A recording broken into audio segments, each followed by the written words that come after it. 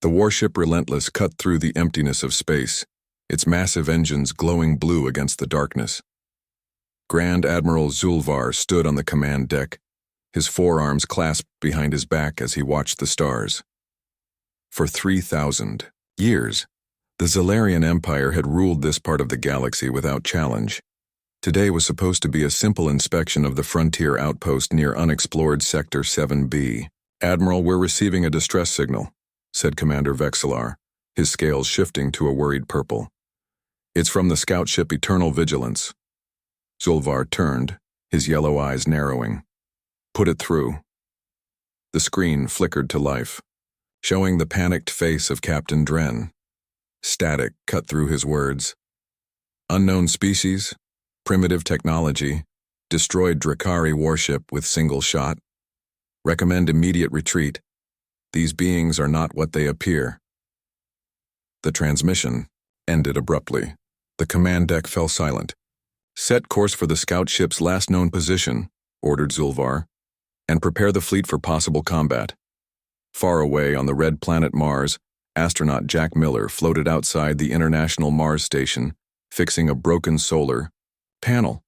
Earth gleamed like a blue jewel in the distance. "How's it going out there, Jack?" Samantha Reeves asked through the radio. She monitored his progress from inside the station. "Almost done, Sam," Jack replied, tightening the last bolt. "Just need to check if it's working now." Suddenly a flash of light caught his attention. Jack turned his head and froze. Near the moon Phobos, a strange object had appeared. It wasn't there moments ago. "Sam," he said slowly, "are you seeing this?" "Seeing what?" "The computer's going crazy. We're picking up some kind of energy reading near Phobos." "It's a ship," Jack said. "A spacecraft. And it's not one of ours." On Earth, in the underground command center of the newly formed United Space Defense Force, General Peter Hayes received the alert from Mars. His face remained calm as he studied the images sent from the Mars station. "Confirm that this object wasn't there before," he ordered. "Confirmed, sir," said Lieutenant Olivia Winters. "It just appeared. Our scientists say it might have used some kind of faster-than-light travel." Hayes picked up the red phone. "Get me the President, and tell Commander Boyd to prepare the UNS Defiance for immediate launch." Commander Ethan Boyd was drinking coffee in the mess hall of the UNS Defiance when the alert sounded. He was in space within the hour, his ship accelerating toward Mars at speeds no human vessel had achieved before. The Defiance was humanity's first true warship, built in secret after scientists discovered unusual signals from deep space 3 years earlier. "Status report," Boyd called out as he entered the bridge. "We're approaching Mars orbit, sir," said Navigator Ben Wilson. "ETA 20 minutes. Security Chief Olivia Winters looked up from her console. "Sir, we're detecting not one but 3 alien vessels. They appear to be firing on each other." Boyd frowned. "Put it on screen." The main screen showed 3 ships of different designs. 2 smaller vessels were exchanging fire while a larger ship hung back. Near them, barely visible, was the human Mars station. "What are we looking at?" Boyd asked. "Unknown, sir," said Winters. "But one of those ships just appeared near our station without warning. We have to assume they're hostile." Boyd nodded. "Battle stations. Prepared defensive measures only. I want to understand the situation before we act." The scout ship Eternal Vigilance was badly damaged. Captain Dren watched as the Drakari slaver vessel fired again, rocking his ship. He had stumbled upon the illegal Drakari ship as it was scanning the primitive human outpost. When he tried to intervene, as was his duty, the slavers had attacked. "Send another distress call to the Empire," he ordered, "and warn them about these humans. There's something different about them." His communications officer looked up in alarm. "Captain, the Drakari are targeting the human station." Dren watched in horror as the Drakari ship turned its weapons toward the fragile human outpost. The humans had no shields, no defenses against energy weapons. They would be destroyed instantly. But then something unexpected happened. A new ship appeared, positioning itself between the station and the Drakari vessel. It was small, primitive by Zalarian standards, but moved with surprising speed. What are they doing? Dren wondered aloud. On the Defiance, Commander Boyd gripped his chair as the ship shuddered under the alien weapon's impact. Shields at 40%, reported Winters. One more hit like that and we're done. Ready the EMP weapon, Boyd ordered. The experimental weapon had never been tested in combat. It might do nothing against alien technology. Sir, that's our only prototype, said Winters. And those are our people on that station, Boyd replied. Fire when ready. The Defiance launched the EMP device. It flew toward the attacking alien ship, detonating in a silent flash of blue light. For a moment, nothing happened. Then, systems across the alien vessel began to fail. Its weapons powered down. Its engines died. It drifted helplessly, in space. Captain Dren couldn't believe what he was seeing. The primitive human vessel had disabled a Drakari warship with a single shot. A technological impossibility. Unless... Send a message to Imperial Command, he ordered. Tell them we've encountered an unknown species with primitive technology but advanced weapons. They destroyed a Drakari warship with a single shot. He paused and recommend immediate retreat. These beings are not what they appear to be. As the message was sent, Dren noticed the human ship turning toward them. He tensed, waiting for the attack that would surely destroy his damaged vessel. But the attack never came. Instead, a transmission was received. This is Commander Ethan Boyd of the United Nations Ship Defiance Hour, said a voice. The words translated by the ship's computer. We mean you no harm. We were defending our outpost. Please identify yourselves. Dren hesitated. First contact with a new species was supposed to follow strict protocols, but nothing about this encounter had been normal. I am Captain Dren of the Zalarian Empire scout ship Eternal Vigilance, he responded. The vessel we engaged was a Drakari slaver ship operating illegally in this sector.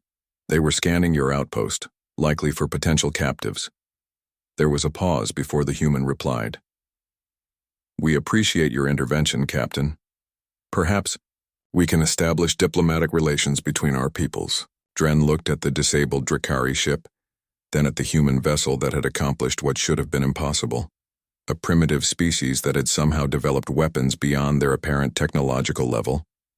Perhaps, he agreed. But I must warn you, Commander. The Empire has ruled this sector for 3,000 years. They do not share power easily. We don't seek power, Boyd replied. Just peaceful coexistence. As the transmission ended, Dren turned to his second-in-command. Send a final message to Imperial Command, he said quietly. Just one word. Run. On Earth, General Hayes watched the footage from the encounter. So, he said to no one in particular, we are not alone after all. President Linda Martinez nodded, gravely. And now they know we're here. The question is, what happens next? No one had an answer. 3 months passed since the encounter at Mars. Earth governments moved quickly, forming the United Defense Force under Admiral William Donovan. Scientists worked day and night studying the recovered pieces of alien technology from the disabled Drakari ship. Progress that would have taken decades happened in weeks. Admiral Donovan stood before the world leaders in the underground meeting room in Geneva. His gray uniform was crisp, his face serious. The alien technology has given us insights into faster-than-light travel and energy weapons, he explained. We've already begun upgrading our fleet. President Linda Martinez leaned forward. And what about diplomatic efforts? We've prepared a team led by Ambassador Catherine Shaw, Donovan replied. Dr. Daniel Harris will accompany her as our expert in alien biology. Their mission is to establish peaceful contact with the Zalarian Empire. And if peace isn't possible? Asked the Chinese premier. Donovan's face hardened. Then we'll be ready. For that too. On the Zalarian throne world Vexenari, Emperor Zovak listened to conflicting reports about the newly discovered species. The throne room was vast, with high ceilings and walls covered in the symbols of conquered worlds. These humans are primitives, said War Minister Thule, his scales a confident red. They've barely left their own planet. We should conquer them now, before they become a problem. Imperial scientist Lena Vex disagreed. The scout ship reported, "They disabled a Drakari warship with a single weapon. That suggests technological capabilities beyond their apparent development." Emperor Zovak's 6 fingers tapped impatiently on his throne. "What do we know about their world?" "It's called Earth," Lena explained. "A water world with 7 billion inhabitants. They've fought countless wars among themselves, developed nuclear weapons centuries before achieving space travel." "That's unusual," the Emperor noted. "Most species develop space travel before such destructive capabilities."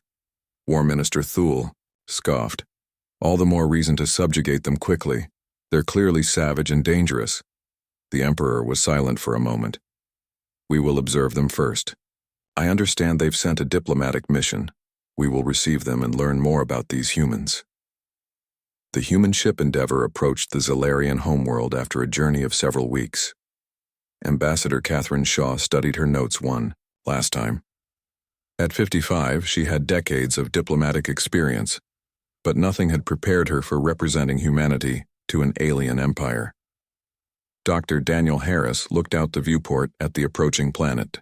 Before becoming an exobiologist, he had served 20 years in the military.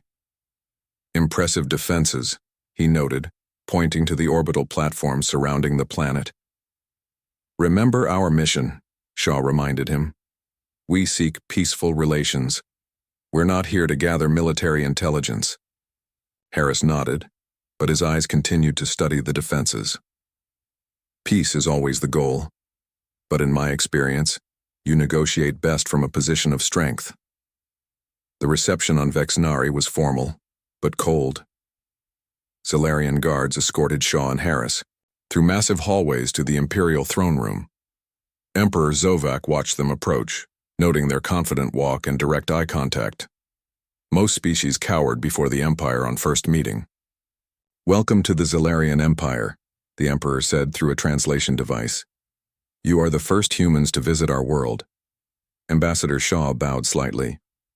"We thank you for receiving us, Emperor. We come seeking friendship between our peoples." The Emperor's scales shifted color slightly. "Friendship is a concept between equals. The Empire does not have equals, only subjects and enemies." Shaw kept her diplomatic smile. "Perhaps then we can be the first to forge a new kind of relationship with the mighty Zalarian Empire." The meetings continued for days. Shaw explained human history, culture, and values. Dr. Harris shared scientific knowledge, carefully avoiding military secrets. The Zalarians seemed most interested in Earth's resources and population. Prince Thurvok, the Emperor's son, joined the discussions on the 3rd day. His attitude was even more dismissive than his father's. "Your species shows promise as servants," he said during one session. "We will require human colonists as protectorate subjects in several sectors." Ambassador Shaw's smile disappeared. "I believe there's been a misunderstanding, Your Highness. Humans will never surrender their freedom. We seek friendship, not servitude." The Prince's scales darkened with anger. "You speak of friendship, but the Empire requires obedience. All species eventually submit or face extinction." The mood in the room changed instantly. Guards moved closer to their weapons. Dr. Harris tensed, ready for trouble. "Perhaps we should continue this discussion tomorrow," Shaw suggested smoothly. "Cultural understanding takes time." That night in their quarters, Shaw and Harris spoke, in whispers, knowing they were likely being monitored. "They don't want allies," Shaw said. "They want slaves." Harris nodded grimly. "And they're preparing for war. Did you notice their defense systems? They're designed to counter energy weapons and large warships." So humanity doesn't fight that way," Harris explained. "We're adaptable. We use whatever works. Their defenses wouldn't stop kinetic weapons or electronic warfare." Shaw looked troubled. "I'll keep trying for peace, but I need you to record everything you can about their weaknesses." The next morning, the diplomatic team was summoned to the throne room. Emperor Zovak didn't waste time on pleasantries. "Our council has decided," he announced. "The human race will submit to Zalarian authority. Your colonies will provide resources and labor. In return, you will receive our protection." Ambassador Shaw stood tall. With respect, Emperor, I must decline your offer. Humanity will not surrender its sovereignty.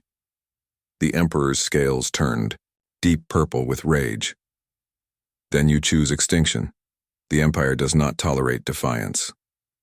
Neither does humanity, Shaw replied calmly. We've faced extinction-level threats throughout our history, always from ourselves. We survive because we learned to adapt and overcome. We don't want war with the Zilarians, but we will defend ourselves if attacked. You will be escorted back to your ship, the Emperor said coldly. Leave our space immediately. The next Zilarian vessels you encounter will not come in peace. As they were led away, Dr. Harris studied the military preparations visible through a large window. The Zilarians were mobilizing their fleet, but something seemed off about their strategy.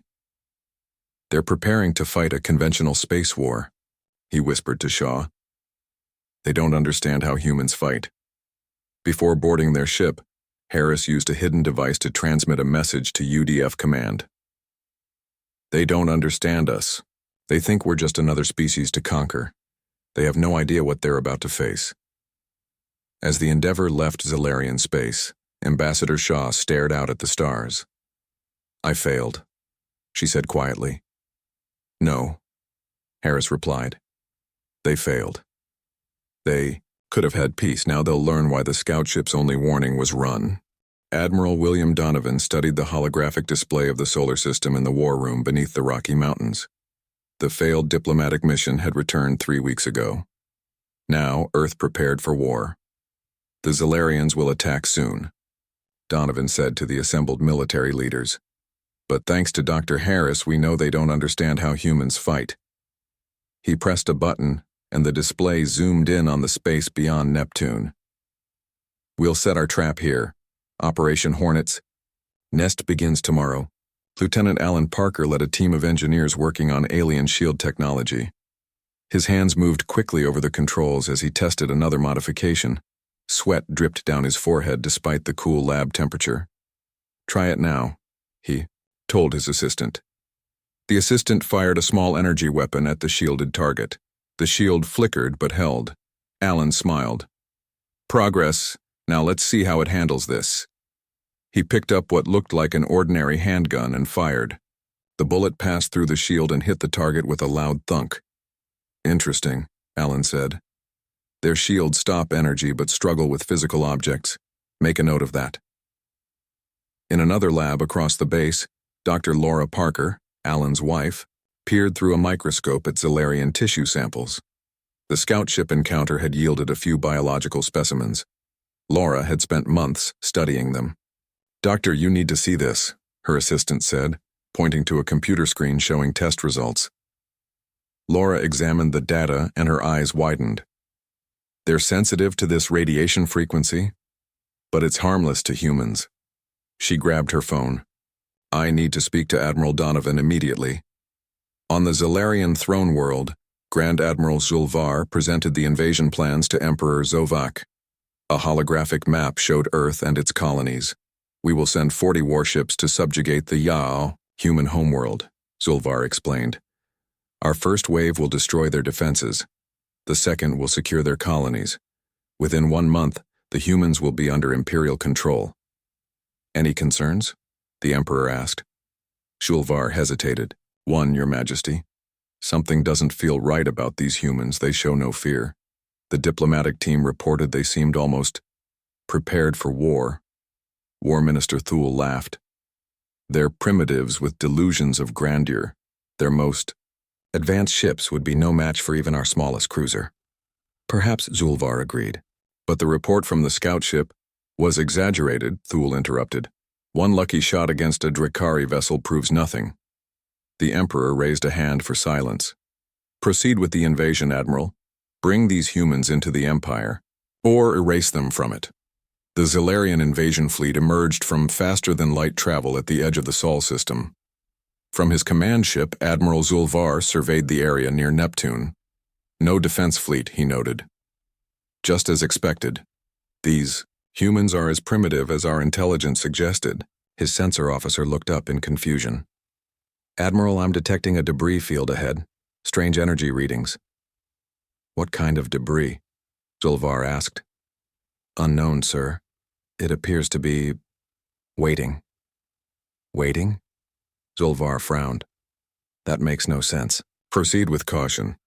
As the Zalarian ships moved through the debris field, small objects attached to their hulls. The objects looked like metal spheres, too small to trigger the ship's defensive systems.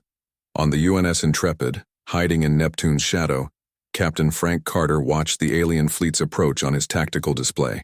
Beside him, Lieutenant Alan Parker monitored a countdown timer. Detonation in 5 seconds, Parker announced. 4, 3, 2, 1. The small devices attached to the Zalarian ships exploded simultaneously.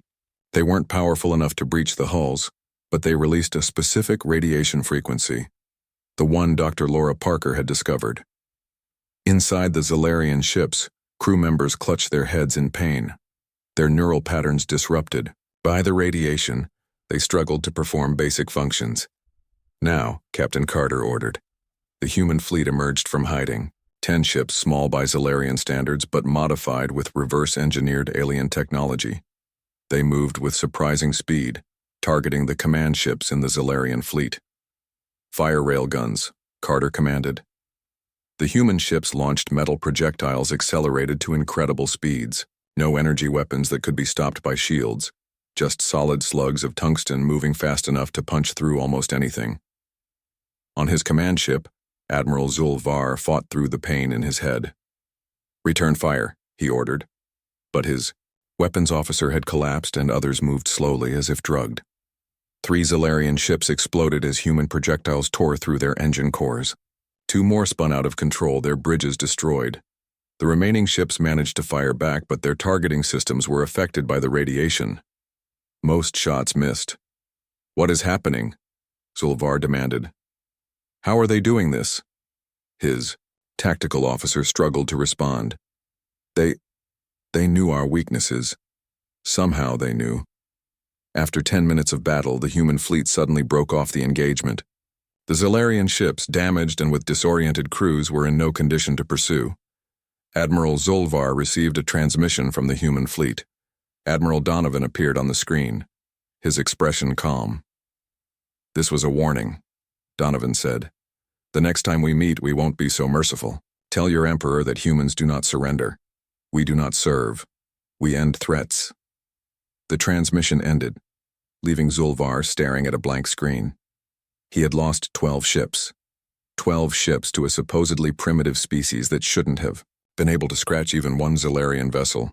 Retreat, he ordered, back to Imperial space. As the battered Zalarian fleet limped away, Captain Carter and Lieutenant Parker celebrated with their crew on the Intrepid.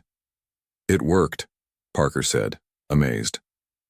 The radiation, the kinetic weapons, it all worked. Carter nodded. Remember, Lieutenant, we're not fighting for victory today. We're teaching them fear, and I think the lesson is starting to sink in. On Earth, Admiral Donovan reported to the United World Council. The first engagement was successful, he said. We destroyed 12 enemy ships and damaged 15 more. Our losses were minimal. President Martinez looked concerned despite the victory. Will they come back? Yes, Donovan replied honestly. But now they'll be cautious. They'll gather more ships, plan more carefully. It gives us time to prepare. Phase 2. Which is? Asked the Russian representative. Donovan's face hardened. We take the fight to them. The Zalarians need to understand that attacking Earth means their own worlds will burn. In her lab, Dr. Laura Parker made another discovery, as she studied the Zalarian communication systems recovered from debris. They use quantum communication, she told her team. But it's different from our theorized models. If we can crack this, we could listen to everything they say, maybe even predict their movements. On the Zalarian throne world, Emperor Zovak raged at the news of defeat. Impossible, he shouted. No primitive species could defeat our ships. Admiral Zulvar stood firm. They did, Your Majesty. These humans are unlike any species we've encountered. They don't fight like others. They fight like demons. The Emperor's scales darkened with fury. Prepare the main fleet. All of it. We will crush these humans with overwhelming force. No species defies the Empire and lives. As the Emperor stormed out, War Minister Thule approached Zulvar. How did they know? Thule asked quietly. How did they know about the radiation frequency? About our shield weaknesses? I don't know, Zulvar admitted. But I fear we've awakened something terrible. Something that has been preparing for war its entire existence. Emperor Zovak was enraged by the defeat at Neptune. He paced the war room, his scales flashing dangerous colors as military leaders watched nervously. No primitive species has ever defied the Empire and survived, he declared. I want every available warship mobilized. We will crush these humans completely. Grand Admiral Zulvar bowed his head. As you command, Your Majesty. The main fleet is being prepared. We will have 200 warships ready within 20 days. Not enough, the Emperor snapped. I want 300. War Minister Thule stepped forward. Your Majesty, with respect, that would leave our core worlds with minimal defenses. Our enemies fear us too much to attack, Zovak replied. The humans are the only threat that requires immediate attention. Unknown to the Zalarians, humans had already launched their counteroffensive. Major Nicole Bradley led Alpha Team, 12 Special Forces soldiers trained for space operations. Their stealth ship approached the Zalarian forward base on Europa, Centauri, its advanced cloaking technology hiding it from alien sensors. Remember the mission, Bradley told her team as they prepared for insertion. We plant the quantum entanglement devices and get out. No engagement unless absolutely necessary. Sergeant Jake Wilson checked his weapon. What if we're spotted? Then we make sure no one lives to report it, Bradley answered grimly. The team, deployed from their ship in personal stealth suits developed using reverse-engineered Zalarian technology. They moved silently through the alien base, placing small devices at key communication nodes. Back on Earth, Dr. Ryan Collins worked with recovered Zalarian AI systems. His team had made a critical discovery about alien network architecture. They've never faced digital warfare, he explained to Admiral Donovan. Their systems are designed to resist physical attacks, not software intrusions. Donovan studied the holographic display showing Collins' findings. Can you exploit this weakness? We already have, Collins replied with a tired smile. He hadn't slept in 3 days. We've developed a virus that can temporarily disable their weapons systems. The quantum entanglement devices Major Bradley's team is planting will allow us to deliver it directly to their networks. Donovan nodded in approval. How long will the effect last? Only minutes, Collins admitted, but in space combat minutes are enough. The second Zalarian fleet entered the Sol system 2 weeks later. It was massive. 300 warships arranged in attack formation. Grand Admiral Zulvar commanded from the flagship Eternal Dominion, a vessel 5 kilometers long with enough firepower to level a continent. No sign of human defenses, reported his sensor officer. They appear to be hiding behind their planet. Zulvar frowned. After our last encounter, I expected more resistance. Approach with caution. They may be setting another trap. As the fleet moved deeper into the system, Admiral Donovan implemented Operation Trojan Horse. Human ships engaged in apparent retreat, drawing the Zalarians toward Earth's automated defense network. From his command center, Donovan gave the order. Execute network attack, he commanded. Dr. Collins activated the virus, sending it through the quantum entanglement network. Across the Zalarian fleet, ship systems flickered and went dark. Weapons, shields, and engines temporarily disabled. Now, Donovan ordered. Captain Julia Ramirez commanded Orbital Defense Platform Sierra. From her station high above Earth, she had a perfect view of the approaching alien armada. Hold fire until they reach optimal range, she ordered her weapons team. We'll only get one chance at this.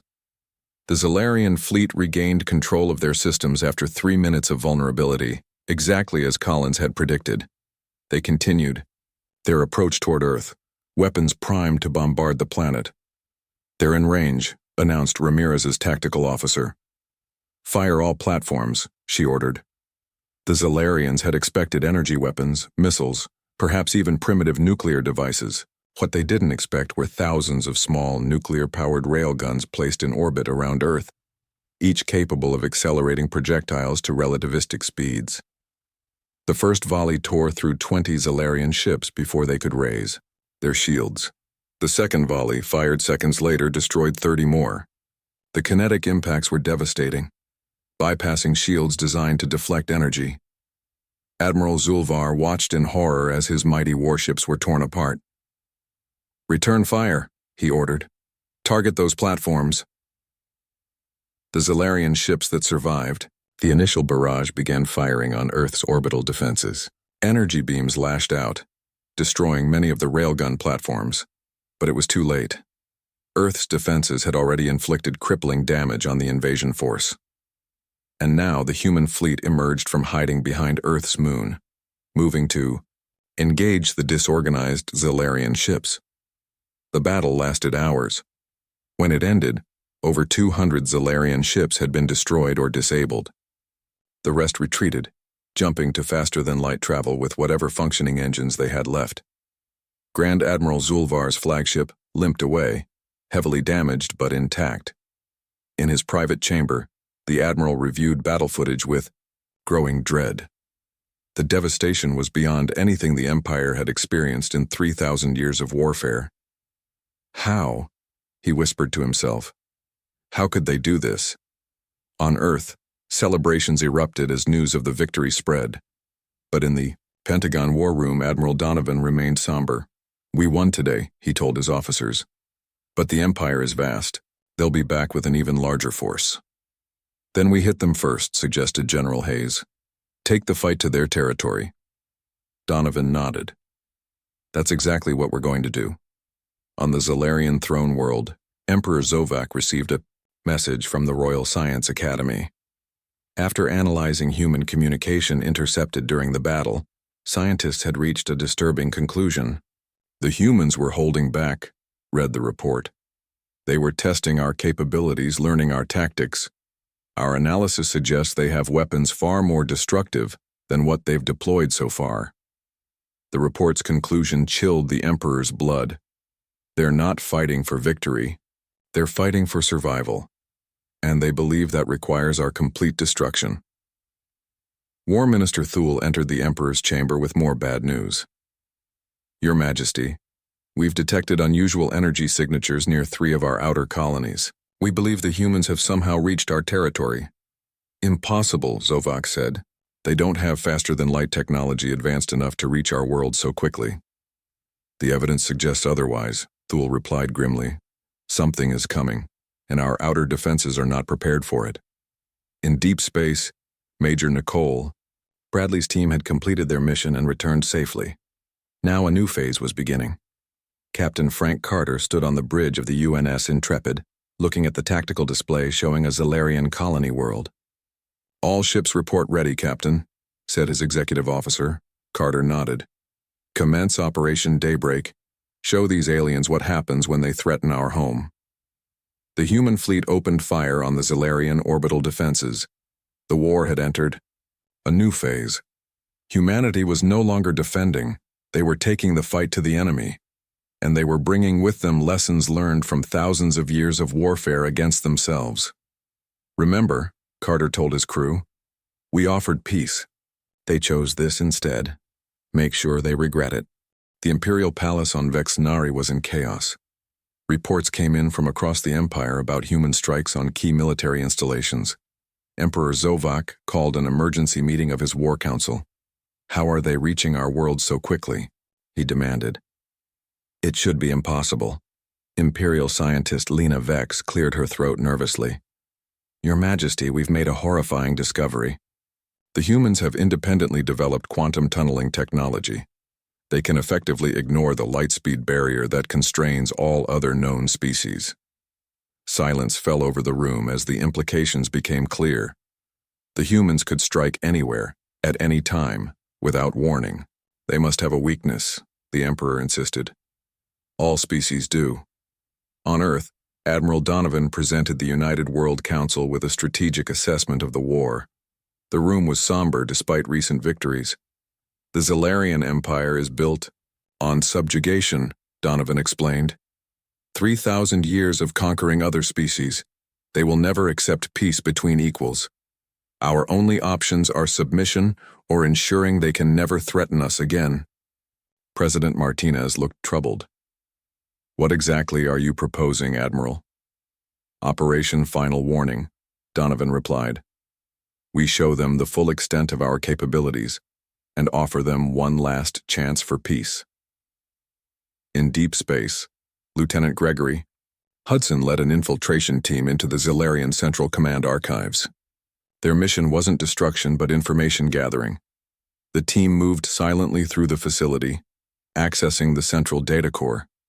I'm in, whispered Specialist Amy Foster, her fingers flying over the alien interface she had trained months to use. Downloading historical records now. What they discovered changed everything. The archives contained records of hundreds of genocides, species deemed unworthy of existence. Among the records was a detailed plan for Earth, harvesting humans for biological components while terraforming the planet for Zalarian colonization. They were never going to coexist with us, Hudson said grimly. This was always going to end with one species surviving. The team transmitted their findings back to Earth before slipping away undetected. When Admiral Donovan received the intelligence, he immediately contacted the World Council. After reviewing the evidence, President Martinez's expression hardened. Authorize. Operation Final Warning, she ordered. Show them what humanity is truly capable of when threatened with extinction. Dr. Patrick Russell had spent his career studying quantum physics. When the war began, he turned his knowledge to weapon development. The result was a device that could destabilize a star's core, causing it to nova within hours. We've completed the final tests, he told Admiral Donovan. The stellar destabilizer works. Donovan nodded gravely. Load it onto the flagship, but pray we never have to use it.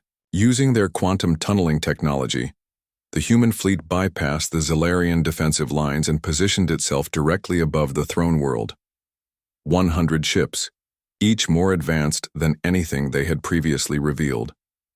On the bridge of the UNS Defiance, now upgraded and serving as the fleet flagship, Commander Ethan Boyd gave the order to broadcast on all Zalarian frequencies. The message reached every Zalarian world simultaneously. Attention, Zalarian Empire. This is Commander Ethan Boyd of Earth's United Defense Force. We have accessed your historical archives. We know about the species you've destroyed. We know your plans for Earth. We have positioned our fleet above your throne world and have the capability to destabilize your star. We didn't want this war. We offered peace. You chose dominance. Now you have one choice. Permanent, verifiable peace or extinction. Your empire ends today, one way or another. In the Imperial Palace, Emperor Zovak watched in disbelief as censor. Reports confirmed the human fleet's presence. His military advisors had assured him such a move was impossible. The throne world's defenses were the strongest in the empire. How many ships? He asked, his voice barely a whisper. 100, Your Majesty, replied the shaking aide, and our sensors detect a weapon of unprecedented power on their flagship. Grand Admiral Sulvar entered the throne room, his once proud posture now bent with the weight of repeated defeats. Your Majesty, he said quietly, I recommend we accept their terms. Surrender, the Emperor hissed. The Empire has never surrendered in 3,000 years. The Empire has never faced extinction before, Sulvar replied. I believe they can and will do what they threaten. The scout ship's warning was correct. We should have run when we had the chance. After hours of intense debate, Emperor Zovak finally accepted reality. The humans had achieved what no other species had managed in the history of the Empire. They had forced the Zalarians to negotiate as equals. The peace treaty established buffer zones between human and Zalarian space. Each side agreed to non-aggression and limited cultural exchange. As Imperial representatives signed the document, Admiral Donovan spoke quietly to Commander Boyd. They still don't understand, Donovan said. We're not brutal because we want to be. We're brutal because our history taught us the price of weakness. Boyd nodded. Do you think the peace will last? It will if they're smart, Donovan replied. Because now they know what happens when they threaten our existence. On the journey home, Lieutenant Hudson reflected on the captured Zellarian records with Dr. Russell. It's strange, Hudson said. They conquered hundreds of worlds, but they never found a species that fought like us. They never understood that on Earth peace was always a choice, not a natural state. Russell smiled sadly. Most species evolved to cooperate first and fight only when necessary. We evolved to fight and had to learn cooperation later. It makes us dangerous, but it also makes us survivors. 3 years later, a memorial was dedicated to those who had died in the war. President Martinez unveiled the simple stone monument in Geneva. Its inscription read, "To those who gave their lives defending humanity's right to exist. May we never, again, be forced to demonstrate why the only warning the Empire received was run." The war with humans changed the Zellarian Empire forever. For the first time in their history, they learned what it meant to fear another species. Their culture, once focused entirely on expansion and dominance, began a slow evolution toward coexistence. On Vex Nari, Emperor Zovak looked out at the night sky, knowing that somewhere out there, humans were watching. He had asked his science council a simple question. Could we win a second war with the humans? Their answer had been unanimous. No, Your Majesty. Not now, not ever. Throughout the galaxy, other empires took note of the simple warning that preceded. Humanity's emergence onto the galactic stage, run, most heeded it, choosing to approach humans with offers of trade and friendship rather than conquest. Humanity, for its part, continued to explore the stars with one hand extended in peace and the other ready for war. It was not an easy balance to maintain, but it was one they had perfected through millennia of practice against themselves. As Commander Boyd often told new recruits, "We fight so well because we've had so much practice, but we seek peace because we know better than anyone the true cost of war."